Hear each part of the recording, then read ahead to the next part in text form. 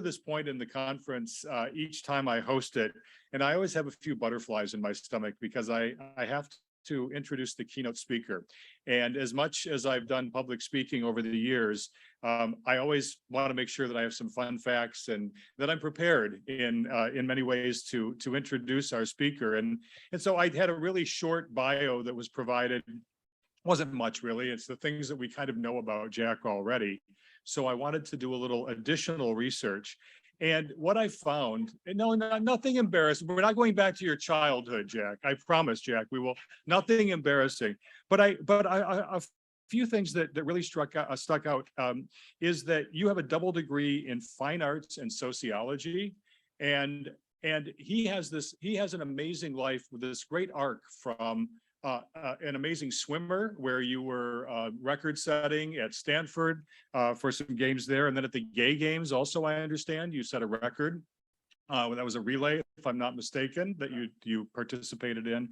So you've got someone who has been a great athlete. He, I think you also wanted to be starting out to do pre-med. Was that what I understand? Yeah. Pre-med.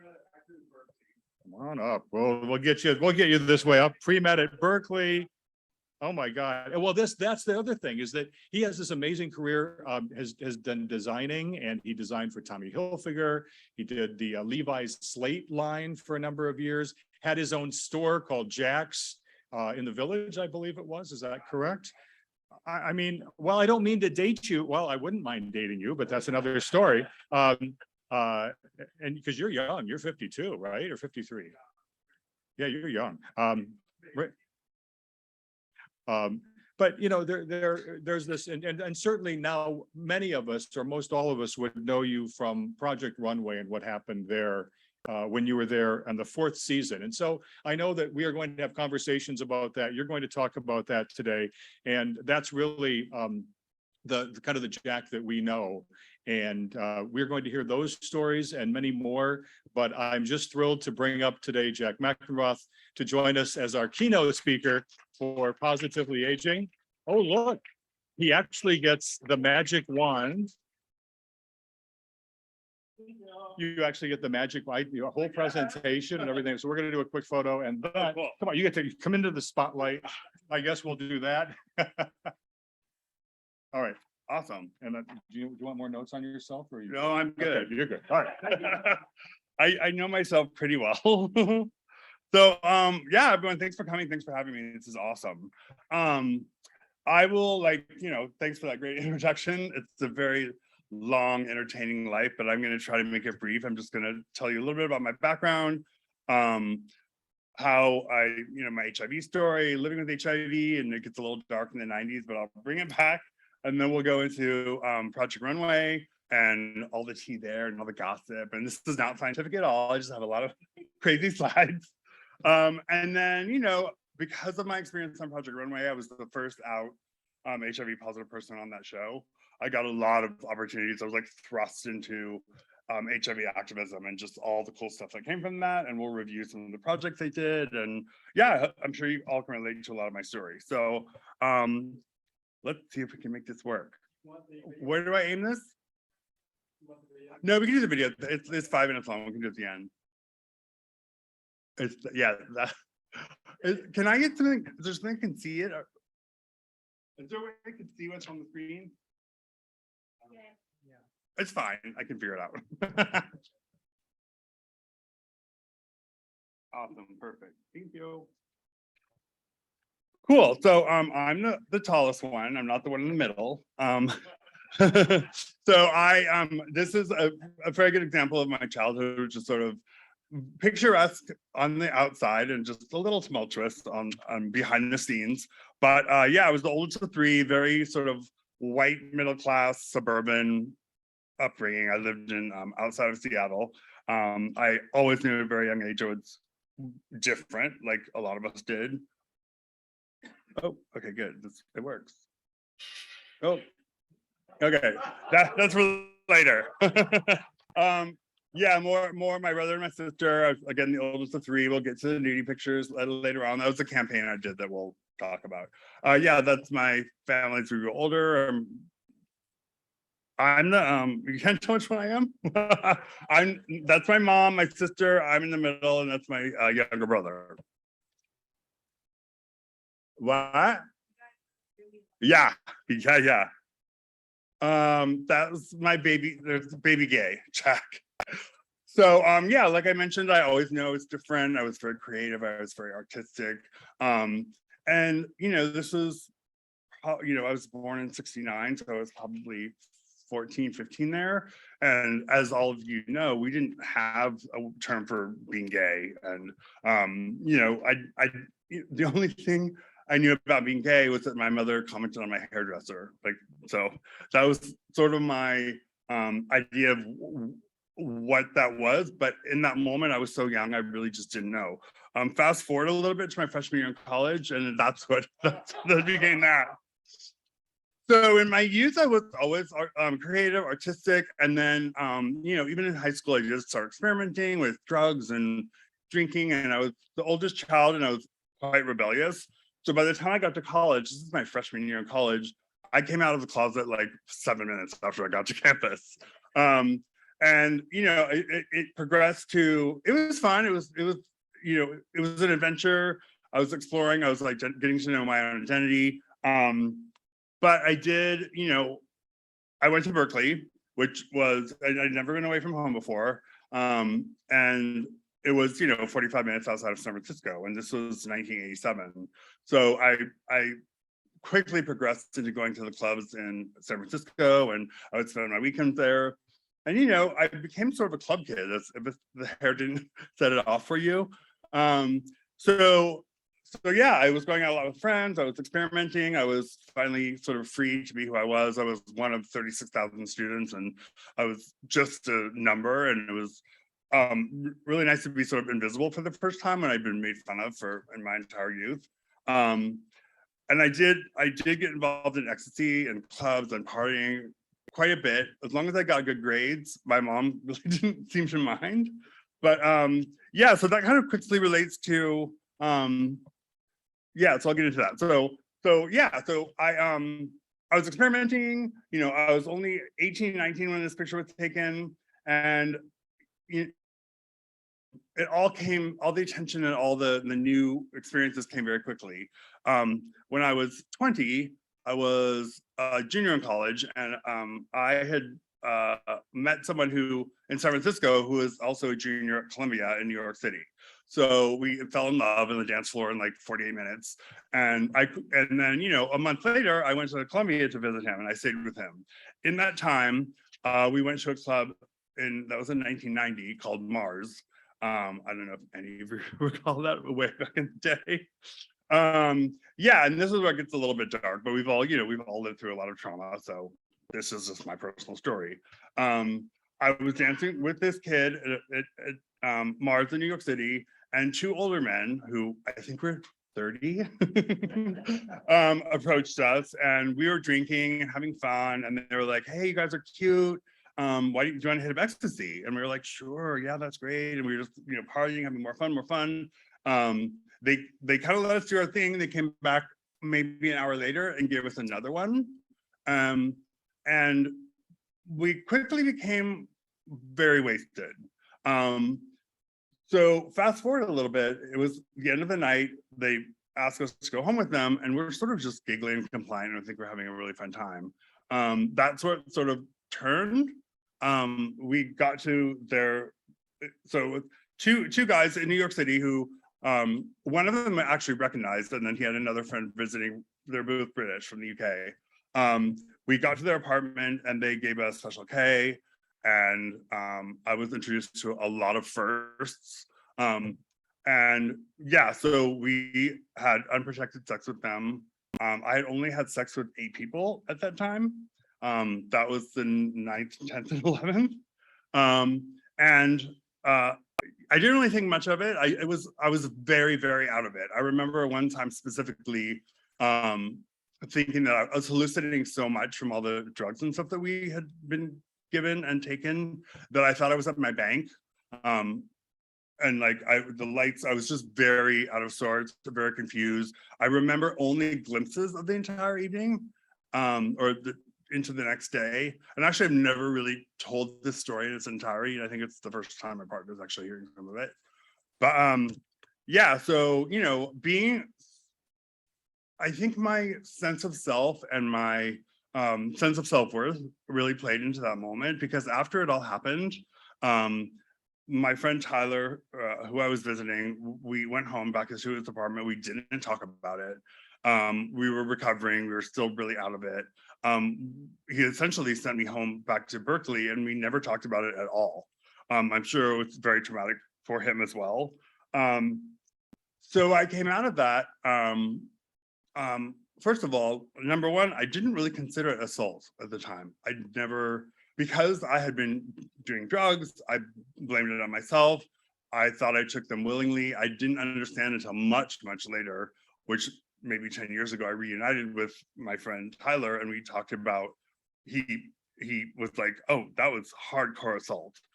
So that was sort of a revelation, and very layered why I didn't accept it as assault, and I took a lot of the blame on myself. I'm sure some of you can relate to. My sense of self-worth is quite low, so I felt that I deserved it. So when I found out that from that situation I became HIV positive, I also thought I deserved it. So the timeline is, I went back to New York. I went back to California, and shortly thereafter, I contracted pneumonia, and I have asthma. I've always had lung problems. I didn't really think much of it, and I was fine a few days later. And fast forward again, I'm moving to New York to go to Parsons School of Design, and within the first year that I'm there, I get herpes esophagitis and shingles like everywhere. And so I go to the doctor that time, and he's like, I was only 20. So he was very concerned, because this was 1991, in the height of everything. And he said, we should really give you an HIV test. So when he told me a week later that I was HIV positive, I wasn't surprised. I knew exactly how it happened, because I hadn't had sex with very many people. And yeah, I think I can only speak for myself, but because of feeling different, feeling not accepted by society, knowing something's sort of wrong with you, when I got that news, I immediately I shut down and went about. I was like, well, okay, I'm gonna die. I remember going outside the doctor's office and looking at the sky in the middle of the summer and screaming "fuck it" to the sky. And then it was swim practice, and like my best friend on the swim team was like, "Hey girl, how's your day?" I'm like, "How cute. I just found out I'm HIV positive." And he was like, "Holy shit." And like, I just went swimming. And that, I know it sounds really crazy in this moment when I'm describing it to you, but also you all know back then that when everyone found out it was like shocking and horrifying, but also not surprising. So yeah, on and on. The pads doing a little something special, but whatever. Okay, so yeah, we covered seroconversion, we covered my illness. So the early years were rough. As I'm sure you all know, we all have unique but all similar experiences. I was living in New York. I was going to school. I was sleep deprived. I was super poor, and on top of it, like I assumed I'd be dead by the time I was 25. So how that affected my life is that well, back in that day too, I had no dating life or sex life after that, because no one would touch me. I was always honest about my status, because I just felt like I should be. But yeah, I remember the community did come together, but other parts of the community, it was very stigmatized and very polarizing, and a lot of people wouldn't touch me. So it was a lonely time as well. So shortly after that, I met my partner Greg, who I met him in a club in Miami, because he had KS like all over his arms, and I recognized it, and I was like, oh my God, someone like me. Like he didn't know that I recognized that, and he said, oh, I have something I need to tell you. And I'm like, oh, I know. So we had this amazing relationship for 2 years. And then, so I met him in 1994. And then in 1996, we were on Fire Island. He never did really well with his meds. I'm very lucky, and I took AZT, then I took Comavir, and I always responded really well. So I'm in that sense quite lucky. We were on Fire Island, and he said, "Oh, I don't really feel well. Let's go into the city and go to the doctor." And he never left the hospital.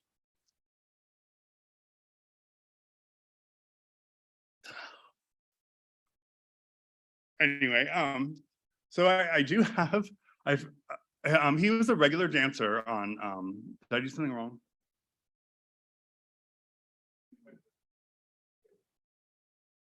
Oh, wait there. Anyway, go to the next slide. Next. Okay, so this is funny because he was a regular dancer on American Bandstand, and totally coincidentally, so whenever it comes on TV or YouTube or whatever, I always look for him, and I've never seen him until a month ago. There he is, and I don't know if you can go to the next one. There's a teeny video of him.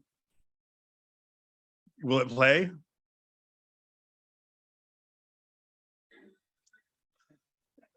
Yeah, so that's the only video of him I have. So yeah. So yeah, I mean, that was obviously very traumatic. I was 27 at the time, I believe. And just to give you an idea of something that you're all quite familiar with, the dichotomy of like the highs and lows and like the trauma and the excitement and how it can be coexist quite bizarrely.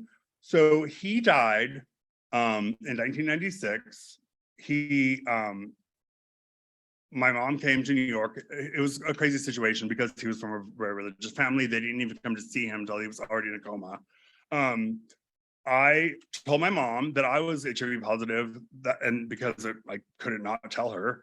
And she was planning my funeral, unbeknownst to me. And I had a job working as the athlete coordinator at the Olympics in Atlanta in 1996. So I went 3 days later.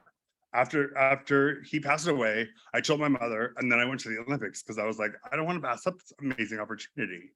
So I did it, and it was amazing. But it's just sort of, it's a little microcosm of how my life and often all our lives are super exciting and super crazy, and then traumatic and horrible, and then back up again. And it's especially that time in the 90s, it was such an emotional roller coaster. So next. I don't think this works anymore. Oh, okay, that was me, I think. Yeah, so fast forward. So I coped with all that. I dealt with all that. I responded well to meds. Like I said, I took AZT and Comavir, and then I was doing amazingly well on Comavir, and all my numbers were great. And I just decided, hey, I'm just gonna, the newer meds were kind of coming out, and my doctor was like, oh, you have to take Crixavan, you have to take this. And I stayed on Comavir for 15 years because I didn't want to change it. So I was doing great. I was like, okay, I'm gonna live. One of the things that I as I was putting this together, I thought to myself, one of the symptoms of thinking you're going to die through all of your early adulthood is that I just never, so two things came out of it. One is I became fearless. I was like, fuck it, I'll do anything, I'll try anything. But the second part is I wouldn't commit to anything. I remember I was working at Tommy Hilfiger for 2 years, and his sister, Ginny Hilfiger, said something to me, and I just quit. Because I was like, well, I'll just get another job. Like, I'm only gonna live to be 30. So like, I don't need a retirement plan. I don't need any of this. I don't need to take crap from you. So that is a recurring theme in my life where I wouldn't commit to something for too long and I get bored easily. But on the flip side, I'm fearless and I will totally try anything new, and I will dive into things and dive in wholeheartedly. So I was designing. I was a fashion designer in New York City for 17 years. I had, worked for Tommy Hilfiger, a lot of not very mentionable brands. And I was working as a design director at this design company for 4 years. And then all of a sudden the show Project Runway came on. And this was in, I don't know, 2005-ish. I was obsessed with it. And I thought, okay, I got to try out for this. And I auditioned for season 3. I didn't make it on, and I just for season 4, and I finally got on. So this was it was insanity. And this is the good part now, and we'll get into all this fun stuff. So I'm the one in the black and white sweater at the top. Like there's Tim and Heidi, and it was amazing. Like I don't know how many of you are familiar with the show, but if you're not, the quick synopsis of the show is there's 14 fashion designers. We have to do challenges every week, and they're crazy, and we have like 16 hours to make an entire outfit, and then we're judged and someone goes home. So and at the time, it was on reality TV, it was 2008 for my season, right when the economy crashed, and reality TV was at its peak. So the fans were crazy fervent. It was just the most insane experience of my entire life. So yeah, just some outtakes. That's me with Heidi, and everyone's like, and we can talk about this afterwards. We can do Q&A. Was Heidi that pretty? Was Tim that nice? Yeah, totally.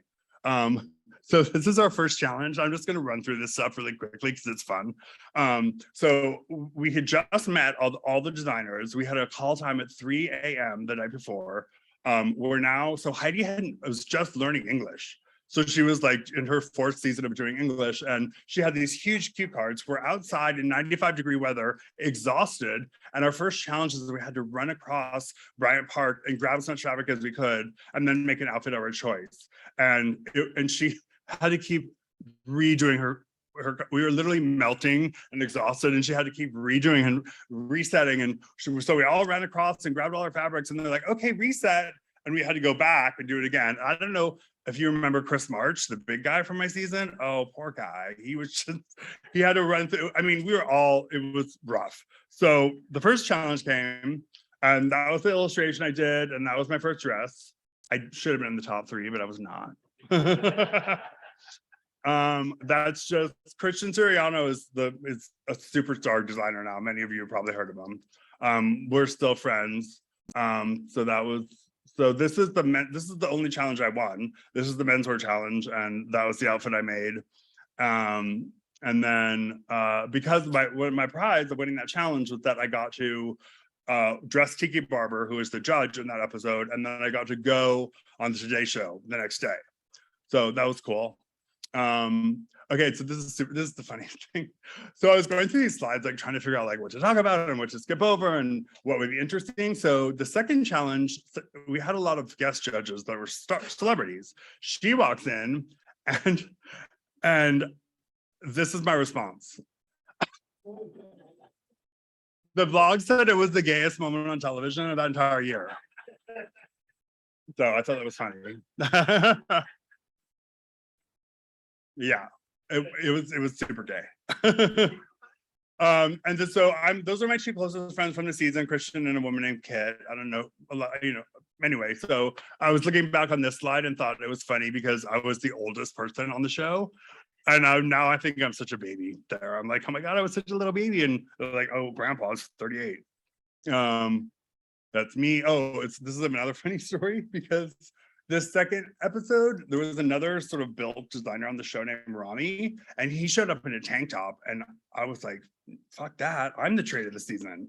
So the next episode, I wore a tank top. Yeah, it's funny. Yeah, so that's kind of that's the reunion. It was a really great experience. So what was alluded to in I think it's in the bio, this on the website for this program, that so during the 5th challenge, actually during the 4th challenge, I started to get a bump on my upper lip. And I had MRSA at that time, probably 10 times, and I knew immediately. So to give you an idea, we were only sleeping 4 hours a night. We had to get up at 5 a.m. and then film and design all day long. We maybe got 1 meal, and then we filmed, and we had to film like the judging and direct to camera stuff, and it was just grueling. And we had no time off, and I don't know what happened. We were all just exhausted, and I developed MRSA. And I said to the producer, oh, and let me backtrack a little bit because I am jumping all over the place, but they did know about my HIV status when I auditioned for the show. I was very explicit about like wanting to talk about it. because I knew it needed to be talked about, and I knew people needed to see someone like me thriving and doing really well in 2008. Like, we all knew that it was possible at that time, but the general public did not. So because of that, it became this like humongous media moment. This was sort of exacerbated, I don't know if that's the right word, amplified by the fact that I did have to leave in the 5th episode because I developed MRSA in my face, and over the next 48 hours, it exploded. A common belief is that that was HIV related, which it was not. It was just because I was fatigued and exhausted. Also, a lot of people from the show think I left because I was sick because I was HIV positive, which also was not true, but I just sort of embraced it and like, oh, I was the sick guy in season 4. But it is what it is. I was crying profusely on the episode that I had to leave because, like I said, I had an audition for season 3 and for season 4, and it was just grueling, the whole experience, and I had to leave after 5 challenges when I was doing really well. But I don't know if everything happens for a reason, but I do think whatever happens, you find a way to make the best out of that situation.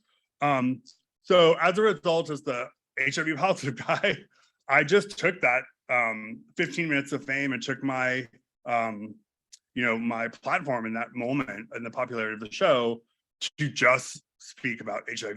And I got an agent, and I specifically directed them to like, how can we go approach HIV centric businesses and drug companies and just pitch me. So as a result, I ended up working so I got a lot of media coverage. It was cool. I was on the cover of Pause. I met, Reagan Hoffman, and she's a friend of mine. And it was cool because I got to experience a lot of really cool media moments.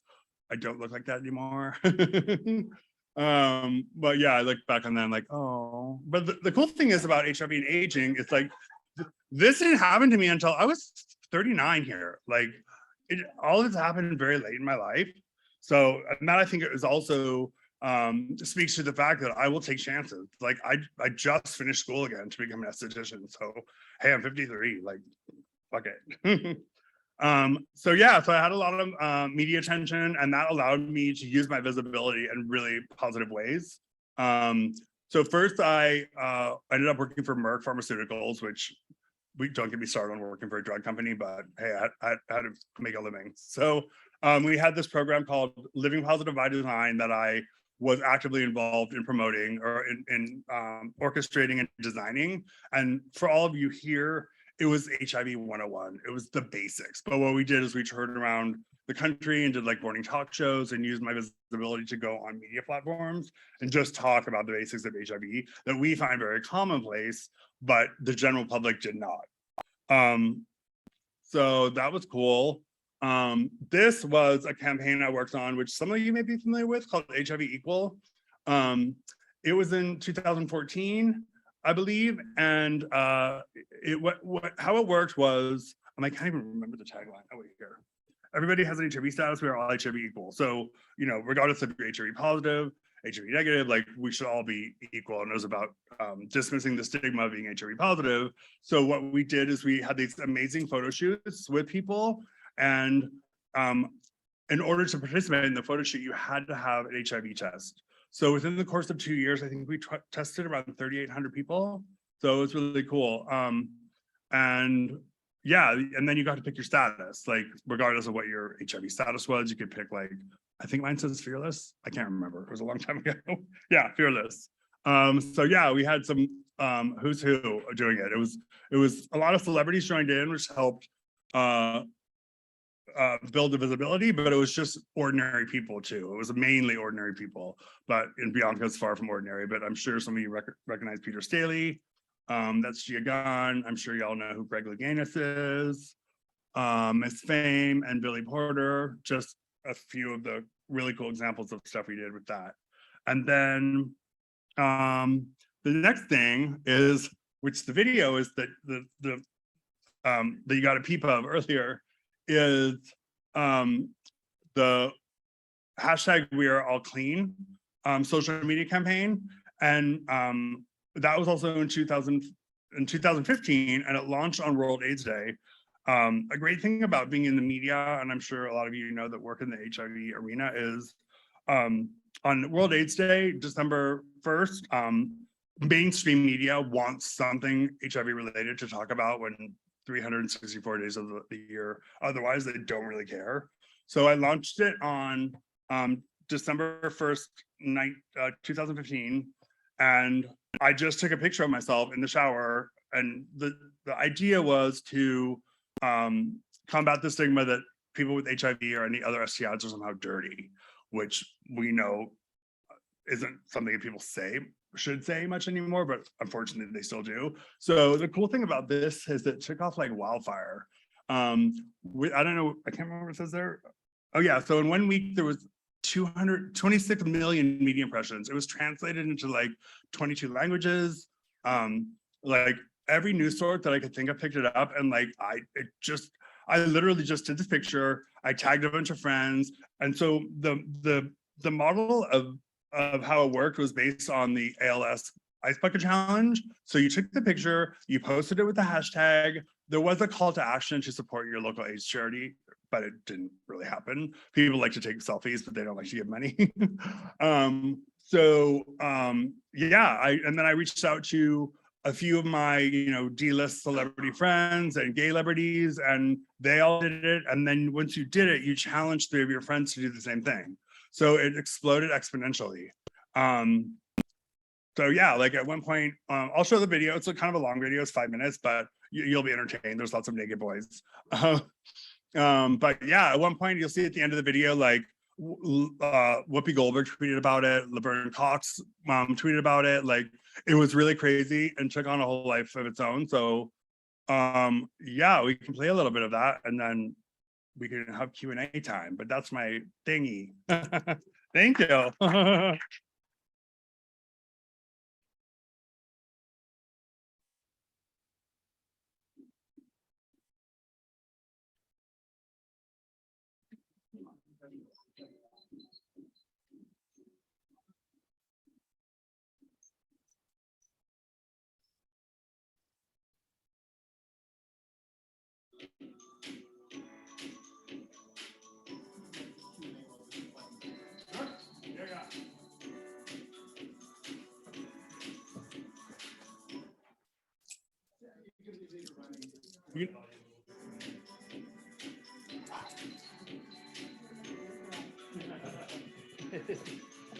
Thank you, Jack. We're going to turn down the volume on this a little bit so we can keep this running in the background while we do Q&A. So anyone have questions, come up to the mic and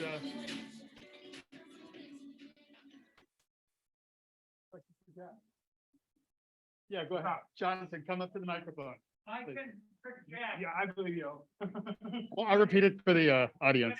your next 5-year plan. Oh, thanks for your plan. So, like I'm sure many of you can relate to, COVID like did a number on me, like mentally and physically and a lot of things. So I'm kind of digging myself out of that hole physically. I just started swimming with my swim team again. But like I mentioned, I went back to school pre-COVID. Oh, sorry. I went back to school. He asked what my 5-year plan is. I went back to school pre-COVID to get my medical esthetician's degree, and then it stopped in the middle of COVID, and I just finished like at the beginning of the summer. So yeah, I mean, I live in New York with my partner, and we're just living our best life.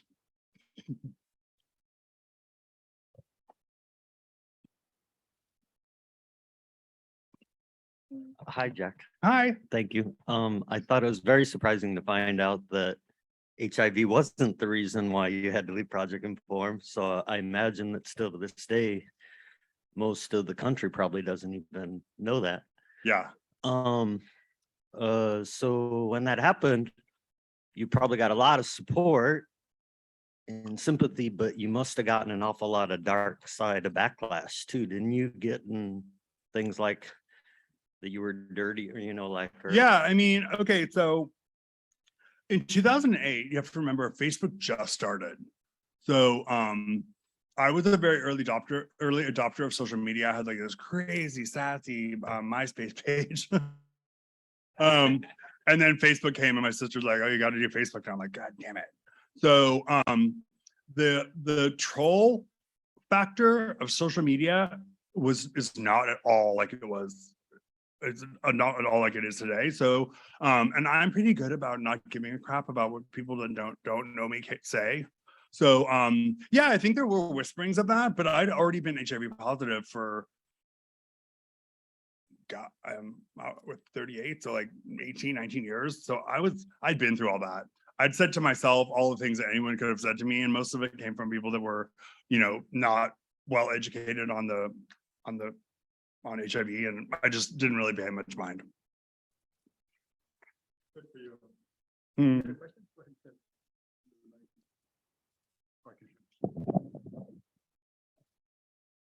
All right, Jack, spill the tea. Was Nina as scary when I watched her on television as Yeah, she is come in give it to me. person? Okay, so no, she's my favorite. She knew what the hell she was talking about, and the cool thing was that so to give you an idea, we don't really talk to the judges. Like they come, you know, when we have the judging panel, they're seated, and when they say hi, and like Tim comes for chats, but like we don't see any of them except for that time when we're at the runway, so we don't get to talk to them. So I actually got to know them all post show because we would do a lot of events together, and we go to Fashion Week, and Nina was always the nicest. Like she always give you a big hug and be like, oh my God, it's so great to see you. Like Tim is so great. I mean, I went to Parsons School of Design and Tim was there at the time. I didn't remember, like, you know, in retrospect, but he's just exactly like he's on TV. Heidi's German. she's, you know, polite. And then Michael Kors, no.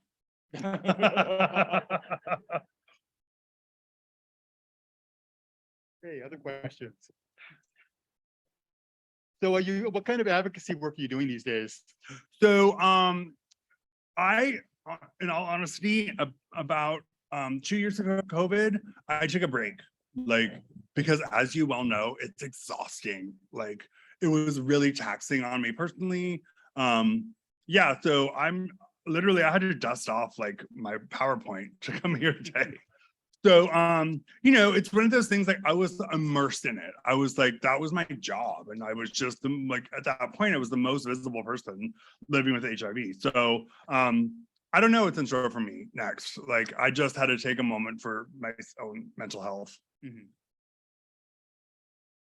Thank you. Anybody else? If not, thank you so much. Thanks It was for great coming, having guys. you.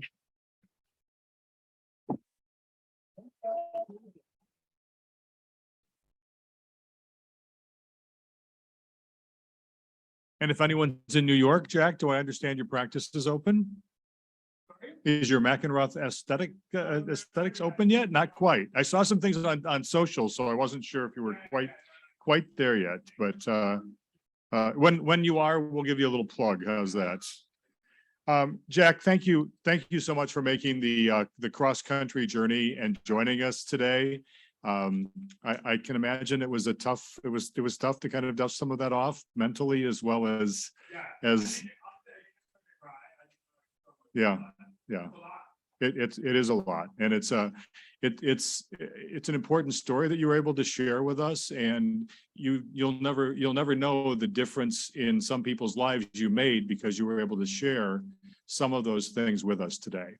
So thank you so much for doing that. All right.